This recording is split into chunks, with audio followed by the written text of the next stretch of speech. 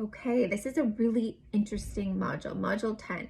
This is about looking at the family as a system and looking at substance abuse as being a dysfunction in the family system. So something that will come up if you're going to law enforcement, if you're going into medicine, if you're going into social work, is seeing the family as a system. Like it's like a solar system. And each member of the family keeps the rest of the members in place. So everyone's orbit kind of keeps everyone else in their gravitational force, kind of revolving around the system. So when it's in dysfunction, the family actually tries to maintain homeostasis, and that's where you'll see a lot of these, unsaid, unspoken rules like be quiet, don't talk, don't speak about this, don't ask questions, stay away from a parent if they're intoxicated, to make up excuses for those who are using.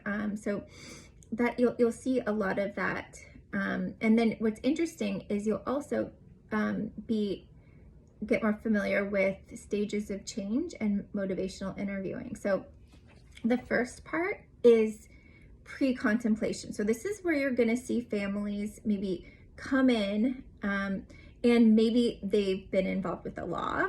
Maybe they are coming in, you'll be introduced to them because they have a child who's acting out, who's breaking the law or getting in trouble at school. What else? Maybe the child welfare system is involved in some way. Someone's made a report. So these are certain ways, and you'll see a family who really doesn't realize the dysfunction that's and the homeostasis of dysfunction that is happening.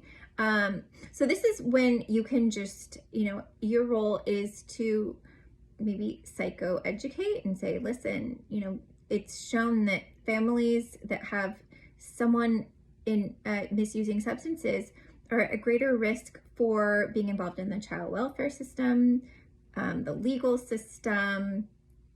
The risk of child abuse and neglect goes way up. And maybe we can use also some introduction into what happens to your body. So the effects on your body, and your mental health using substances, and even introducing what is addiction? What does that look like? So that's in the pre-contemplation phase where, a family doesn't even really know that they have a problem. It's just, maybe it's all that they've ever known. Maybe this is an intergenerational pattern that keeps revolving. So it's really interesting. So the role as a therapist or someone who's introduced into the system is just to kind of say, well, maybe, this is how this could be seen. So you introduce concepts to the family, really. Then what happens? So it goes from pre-contemplation to contemplation of like, oh, the family actually starts thinking, oh, maybe there is a problem here. The person with substance use disorder thinks, oh, maybe I do have a problem. And then it's a stage, and you'll see this term, it's called ambivalence. And ambivalence is really having two opposing feelings about something, or many opposing feelings. So you actually might say, well, I would like to drink less. And then at the other hand, it's like, well, I don't think I can, or being scared about it, or saying, well, I don't really want to either. So everyone in the family can feel that way, in a sense, because change is hard. Changing, like, think about a solar system. If you took one planet out of orbit, what would happen?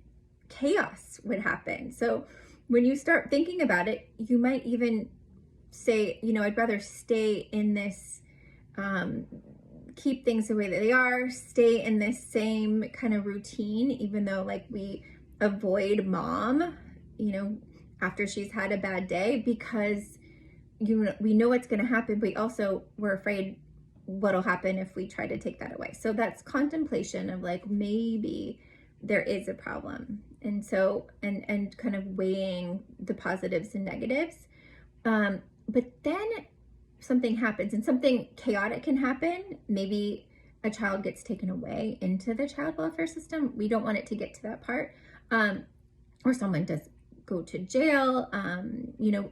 something happens. It's, you know, in Hollywood, in a movie, it's called an inciting incident, that causes the family to think, okay, the positives of stopping this, the person who's using the substance says, okay, the positives of quitting greatly outweigh the negatives. And that's where action comes in. So then it's like, okay, well, maybe the intervention happens and there, you know, someone goes into substance abuse treatment. Maybe it's whole family therapy where it's shown that even one family session can be effective. I mean, it can open things up and create change. But with, you know, the Chinese character for, you know, danger is the same for opportunity. So things can be dangerous. Things can get uncomfortable and feel out of order and feel chaotic. So there's a lot of reorganization that can happen. And so in action, the family needs a lot of support. The person who goes into treatment needs a lot of support.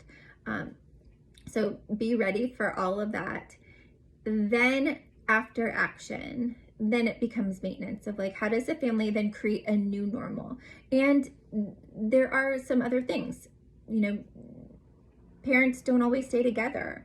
A family might realize like, oh my gosh, you know, this parent that we had that is using, you know, has replaced that maybe an addiction with another addiction, with maybe addicted to work or exercise or going to AA meetings. So parents don't always stay together, but it does create an opportunity for a new normal. And so the family could even become closer. So there always is a risk, but the change can be better. And there's then a lower instance of child abuse and neglect. You know, the family doesn't have to be involved with the law, and they can create their own ending in a new tighter solar system. So that's kind of like what we're trying to help with.